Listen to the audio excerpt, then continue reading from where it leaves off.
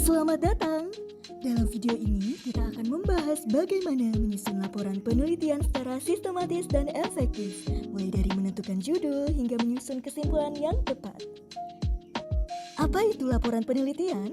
Laporan penelitian adalah dokumen tertulis yang menyajikan hasil penelitian secara sistematis, mulai dari latar belakang, metode yang digunakan, hingga temuan yang diperoleh.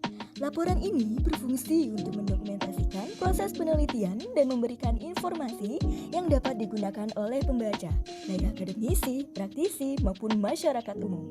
Agar laporan penelitian tersusun dengan baik, kita perlu memahami bagian-bagian utama yang harus ada di dalamnya. Mari kita bahas satu persatu. Judul penelitian. Setiap penelitian dimulai dengan judul yang menggambarkan inti dari penelitian tersebut. Judul harus jelas, ringkas, dan mencerminkan topik serta ruang lingkup penelitian yang dilakukan. Berikut ini cara menyusun judul. Yang pertama, tentukan tema utama. Pastikan judul mencerminkan inti dari tulisan. Judul harus logis dan relevan dengan isi yang akan dibahas. Kedua, gunakan kalimat aktif. Struktur kalimat aktif, subjek, predikat, objek lebih mudah dipahami dan menarik perhatian pembaca. Ketiga, tulis singkat, padat, dan jelas. Idealnya, judul tidak lebih dari 60 karakter dan dapat dibaca dalam satu tarikan napas. Judul yang terlalu panjang cenderung kurang menarik. Keempat, manfaatkan angka dan kata kuat. Judul dengan angka atau kata-kata yang menggugah seperti rahasia, mudah, atau terbukti dapat menarik perhatian lebih. Kelima, buat draft judul. Sebelum menentukan judul final, buat beberapa draft untuk mengeksplorasi berbagai pilihan. Dan yang terakhir, perhatikan kaidah ejaan. Gunakan huruf kapital pada kata pertama setiap kata dalam judul, kecuali kata tugas. Hindari tanda baca di akhir judul kecuali. Halaman pengesahan. Halaman pengesahan berisi tanda persetujuan dari pihak yang berwenang, seperti dosen pembimbing atau institusi akademik, yang menyatakan bahwa laporan penelitian telah memenuhi standar yang ditetapkan. Berikut ini cara membuat lembar pengesahan. Yang pertama, judul dokumen. Tulis lembar pengesahan di bagian atas halaman dengan huruf kapital dan cetak tebal. Kedua, identitas penulis. Cantumkan nama lengkap, nomor identitas NIM atau NIS, program studi, dan fakultas. Ketiga, judul karya. Tuliskan judul karya ilmiah atau laporan di tengah halaman pihak yang mengesahkan. Sertakan nama, jabatan, dan tanda tangan pihak berwenang, seperti dosen pembimbing atau penguji. Keempat, tanggal dan tempat. Tulis lokasi dan tanggal pengesahan di bagian bawah halaman. Dan yang terakhir, opsional, tambahkan logo atau stempel institusi untuk kesan lebih resmi jika diperlukan. Daftar isi. Daftar isi membantu pembaca untuk menavigasi laporan dengan mudah. Semua bagian utama penelitian dicantumkan dengan nomor halaman yang sesuai. Berikut adalah elemen umum yang biasanya terdapat dalam daftar isi. Yang pertama ada judul, menyediakan informasi tentang dokumen tersebut, seperti daftar isi. Kedua, ada bab dan subbab, mencantumkan judul setiap bab dan subbab dengan jelas, misalnya, bab 1 terdapat pendahuluan, bab 2 tinjauan pustaka, bab 3 metode penelitian, bab 4 hasil dan pembahasan, dan bab kelima ada kesimpulan. Yang ketiga, nomor halaman. Setiap judul bab dan subbab disertai dengan nomor halaman yang menunjukkan lokasi di mana bagian tersebut dapat ditemukan dalam dokumen. Keempat, daftar pustaka. Biasanya juga menyertakan bagian untuk daftar pustaka di akhir. Yang terakhir, lampiran jika ada. Menyertakan daftar lampiran atau tabel jika dokumen tersebut memiliki tambahan informasi. Selanjutnya, kata pengantar. Kata pengantar adalah bagian awal laporan yang berisi ucapan terima kasih kepada pihak-pihak yang telah membantu dalam proses penelitian. Selain itu, kata pengantar juga memberikan gambaran singkat tentang penelitian yang dilakukan. Cara membuat kata pengantar. Kata pengantar berisi 3 hal utama, yaitu yang pertama pembuka, yang kedua isi, dan yang terakhir penutup. Bagian pembuka berisi ucapan syukur atau terima kasih kepada Tuhan Yang Maha Esa dan pihak-pihak yang terlibat dalam penyusunan laporan penelitian. Selanjutnya, bagian isi adalah gambaran umum dari karya tulis tersebut, seperti tujuan atau latar belakang penulis. Nah, bagian ini hanya ditulis singkat, namun mendorong pembaca untuk menikmati keseluruhan karya ilmiah. Terakhir, bagian penutup berisi permohonan maaf apabila terdapat kekurangan dalam karya yang dibuat, serta permintaan kritik dan saran. Pada bagian ini, judul kata pengantar dituliskan menggunakan huruf kapital, simetris di tengah-tengah tanpa tanda titik. Bagian teks diketik dengan spasi ganda, panjang teks umumnya 1 halaman, tapi diusahakan tidak lebih dari 2 halaman. Di akhir teks, bagian pojok kanan bawah, dicantumkan kata penulis tanpa menyebutkan nama terang. Nomor halaman kata pengantar, abstrak, lembar pengesahan, daftar isi, dan daftar tabel ditulis dengan angka Romawi kecil. Setelah membuat kata pengantar, lalu selanjutnya kita akan membuat abstrak. Abstrak adalah ringkasan singkat yang mencakup tujuan penelitian, metode yang digunakan, hasil utama, dan kesimpulan. Biasanya tidak lebih dari 250 kata.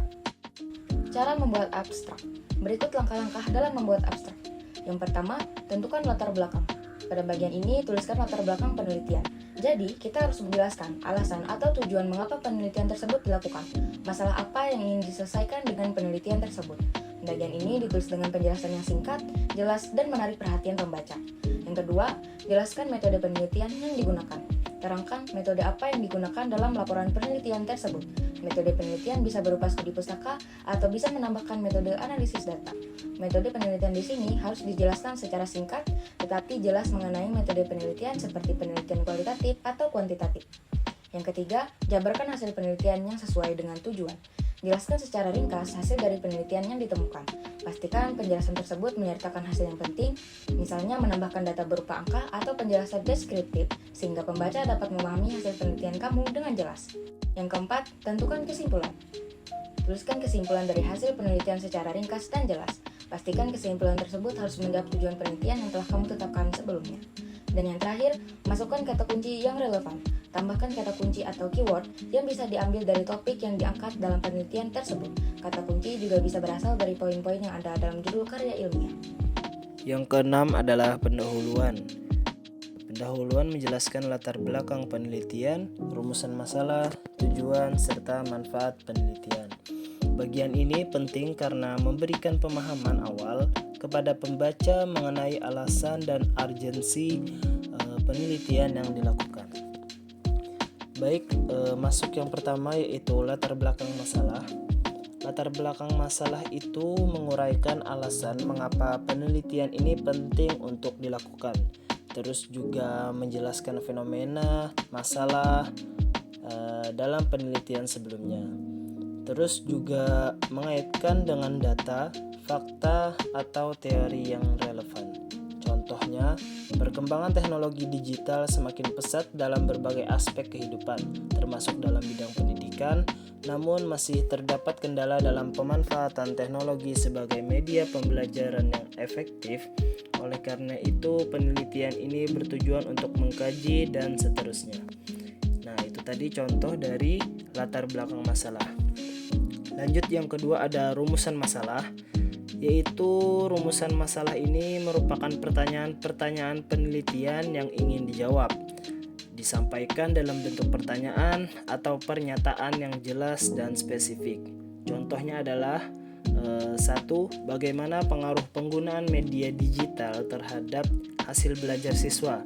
Terus yang kedua, faktor-faktor apa saja yang mempengaruhi efektivitas media digital dalam pembelajaran? Nah, itu merupakan 2 contoh rumusan masalah dalam 1 teks penelitian. Terus yang ketiga itu ada tujuan penelitian, yang dimana tujuan penelitian ini menggambarkan apa yang ingin dicapai dari penelitian ini. Biasanya sesuai dengan rumusan masalah yang telah dibuat sebelumnya. Contohnya, penelitian ini bertujuan untuk menganalisis pengaruh penggunaan media digital terhadap hasil belajar siswa, mengidentifikasi faktor-faktor yang mempengaruhi efektivitas media digital dalam pembelajaran. Lanjut, yang keempat yaitu manfaat penelitian. Manfaat penelitian terbagi menjadi 2, yaitu manfaat teoritis dan praktis. Yang pertama yaitu manfaat teoritis, yaitu kontribusi penelitian terhadap pengembangan ilmu pengetahuan. Terus yang kedua ada manfaat praktis, yaitu dampak nyata atau solusi yang bisa diterapkan dalam kehidupan nyata. Yang ketujuh, kajian teori. Kajian teori membahas konsep-konsep dan teori yang mendukung penelitian. Sumber teori diambil dari buku, jurnal, dan penelitian sebelumnya yang relevan. Adapun beberapa aspek yang perlu diperhatikan dalam menyusun kajian teori, di antaranya 1. Pendahuluan kajian teori. Nah, pertama, kalian harus memulainya dengan memberikan gambaran umum tentang topik yang akan dibahas. Yang kedua, teori utama. Sebutkan teori utama yang relevan serta penjelasan mengenai konsep dasarnya secara singkat. Yang ketiga, konsep-konsep penting. Definisikan istilah kunci dan jangan lupa untuk sertakan referensi ilmiah yang mendukung. Keempat, hasil penelitian sebelumnya. Ringkas penelitian sebelumnya yang relevan dan kaitkan dengan penelitianmu, apakah mendukung, bertentangan, dan memperluas. Yang kelima, alasan pemilihan teori. Jelaskan alasan tentang mengapa teori ini dipilih dan bagaimana teori tersebut dapat mendukung penelitianmu. Yang keenam, kerangka konseptual. Kamu bisa menggunakan diagram atau bagan untuk menunjukkan hubungan antar konsep secara visual. Dan yang ketujuh, penutup. Akhiri dengan merangkum poin-poin penting untuk menegaskan kontribusi teori terhadap penelitianmu. Metode penelitian. Metode penelitian menjelaskan bagaimana penelitian dilakukan, termasuk pendekatan yang digunakan, teknik pengumpulan data, serta cara analisis data. Metode penelitian menentukan bagaimana penelitian dilakukan untuk memperoleh jawaban atas pertanyaan atau masalah yang akan dikaji. Pemilihan metode yang tepat akan mempengaruhi validitas dan reliabilitas hasil penelitian. Metode penelitian adalah cara atau prosedur yang digunakan untuk mengumpulkan, menganalisis, dan menginterpretasikan data dalam suatu penelitian. Metode ini menentukan bagaimana penelitian dilakukan untuk memperoleh jawaban atas pertanyaan atau masalah yang dikaji. Secara umum, metode penelitian dibagi menjadi dua. 1. Metode kuantitatif, menggunakan data angka dan analisis statik untuk menentukan pola dan hubungan antar variabel.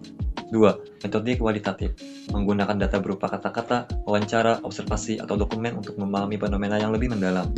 Selain itu, ada juga metode campuran, yaitu kombinasi antara kuantitatif dan kualitatif. Langkah-langkah menyusun metode penelitian. 1. Menentukan jenis dan pendekatan penelitian. 2. Populasi dan sampel. 3. Teknik pengumpulan data. 4. Teknik analisis data. Dan terakhir 5. Instrumen penelitian uji validitas. Teknik pengumpulan data kuantitatif. Pengumpulan data kuantitatif biasanya terdiri dari 1. Kuesioner berisi pertanyaan tertulis untuk responden. 2. Eksperimen, percobaan dalam kondisi terkendali. 3. Observasi terstruktur, pengalaman langsung. 4. Studi data sekunder menggunakan data yang sudah ada seperti dari jurnal atau database resmi. Data kualitatif. Pengumpulan data kualitatif biasanya terdiri dari 1. Wawancara, pertanyaan langsung baik secara tatap muka, telepon, atau online. 2. Observasi partisipatif. Peneliti ikut terlibat dalam aktivitas yang diteliti. 3. Dokumentasi. Pengumpulan data dari dokumen tertulis. 4. Studi kasus. Penelitian secara mendalam dalam satu kasus. Teknik analisis data. Untuk kualitatif, biasanya menggunakan analisis tematik, coding data, dan triangulasi data. Sedangkan kuantitatif menggunakan statistik deskriptif seperti mean, median, standar deviasi, dan statistik inferensial seperti regresi, korelasi, dan uji hipotesis. Instrumen dan uji validitas yaitu memastikan bahwa instrumen penelitian benar-benar menggunakan variabel yang diteliti. Hasil dan pembahasan. Bagian pembahasan berisi analisis hasil penelitian yang diperoleh. Temuan penelitian dibandingkan dengan teori yang sudah ada untuk memahami pola, hubungan, atau perbedaan yang muncul dalam data. Cara menyusun penelitian. Yang pertama, menyusun data sesuai dengan tujuan penelitian. Data harus sesuai dengan pertanyaan penelitian dan tujuan yang telah ditetapkan. Jika penelitian mencakup beberapa aspek, sajikan hasil berdasarkan aspek tersebut. Yang kedua, menggunakan format penyajian yang jelas. Data kuantitatif dapat disajikan dalam bentuk tabel, grafik, atau diagram. Data kualitatif dapat disajikan dalam bentuk narasi atau kutipan wawancara. Yang ketiga, menjelaskan data secara objektif. Hindari analisis atau interpretasi pada bagian ini. Gunakan bahasa yang lugas dan tidak subjektif. Yang keempat, Menyusun hasil secara logis. Susun dari hasil yang paling umum hingga yang lebih spesifik. Pastikan urutan penyajian data sesuai dengan tujuan penelitian. Cara menyusun pembahasan. Yang pertama, menganalisis temuan penelitian. Jelaskan makna dari data yang diperoleh.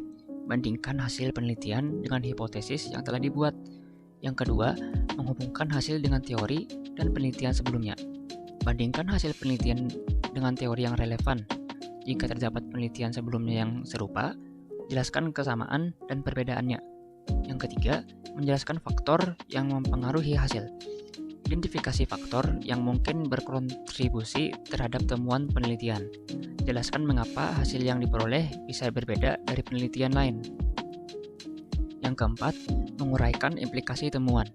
Jelaskan bagaimana hasil penelitian dapat diterapkan dalam bidang yang relevan. Jika penelitian bersifat aplikatif, berikan rekomendasi penerapannya. Yang kelima, mengidentifikasi keterbatasan penelitian. Sebutkan keterbatasan penelitian seperti jumlah sampel yang kecil atau kendala dalam pengumpulan data. Berikan saran untuk penelitian selanjutnya agar lebih komprehensif. Kesimpulan dan saran. Kesimpulan merangkum hasil utama penelitian dalam beberapa poin singkat dan jelas. Sementara itu, saran memberikan rekomendasi untuk penelitian selanjutnya atau penerapan hasil penelitian di dunia nyata. Dengan memahami struktur laporan penelitian, kita dapat menyajikan hasil penelitian dengan lebih sistematis dan mudah dipahami. Kesimpulan merupakan bagian akhir dari sebuah tulisan akademik yang berisi ringkasan inti dari pembahasan yang telah dilakukan. Bagian ini tidak boleh memuat informasi baru, melainkan hanya merangkum hasil yang telah diperoleh berdasarkan analisis yang telah dilakukan. Kesimpulan harus disusun dengan jelas, ringkas, dan sesuai dengan tujuan penelitian atau pembahasan yang telah ditetapkan sebelumnya. Adapun saran, ini disusun berdasarkan kesimpulan yang telah dibuat. Saran dapat berupa rekomendasi untuk penelitian selanjutnya, masukan bagi pihak yang berkepentingan, atau langkah-langkah yang dapat diambil untuk mengatasi permasalahan yang telah dibahas. Saran yang diberikan harus bersifat realistis dan dapat diterapkan agar memiliki manfaat yang nyata. Selanjutnya ada daftar pustaka dan lampiran. Daftar pustaka adalah kumpulan referensi yang digunakan dalam karya ilmiah untuk mengakui sumber dan memperkuat dasar tulisan. Sementara itu, lampiran berisi informasi pendukung yang terlalu rinci atau panjang untuk dimasukkan ke dalam bagian utama, seperti data mentah, tabel besar, transkrip wawancara, atau instrumen penelitian. Format daftar pustaka dapat berbeda tergantung pada gaya penulisan yang digunakan, seperti APA, yaitu nama penulis, titik, dalam kurung tahun, titik, judul buku, titik, penerbit, titik. Contoh, Nirmala, A, titik, dalam kurung 2005, titik, metodologi penelitian sosial, titik, Gramedia, titik. Yang kedua ada MLA, yaitu nama penulis, titik, judul buku, titik, penerbit, tahun, titik. Contoh, Widodo, Andi, titik, ilmu kealaman dasar, titik, Mora Publis, 2011. Yang ketiga ada Harvard dengan gaya penulisan, nama penulis, tahun, judul buku, penerbit, titik. Contoh, Ronald, 2001, dasar-dasar ilmu manajemen, Erlangga. Sedangkan lampiran adalah bagian tambahan dalam teks akademik yang menyajikan informasi pendukung yang terlalu rinci atau panjang untuk dimasukkan ke dalam bagian utama. Apa saja yang termasuk dalam lampiran? Ini ada data mentah, tabel atau grafik besar, transkrip wawancara, dokumentasi penelitian, ilustrasi, diagram, atau instrumen penelitian, misalnya kuesioner. Penempatan lampiran. lampiran diletakkan setelah daftar pustaka dan diberi penomoran atau label sesuai aturan, seperti lampiran A atau lampiran 1. Adapun tujuan lampiran yaitu untuk memberikan bukti empiris atau informasi tambahan yang mendukung analisis tanpa mengganggu pembahasan utama dalam teks akademik. Sekian video ini, semoga dapat memberikan manfaat bagi kita semua. Terima kasih.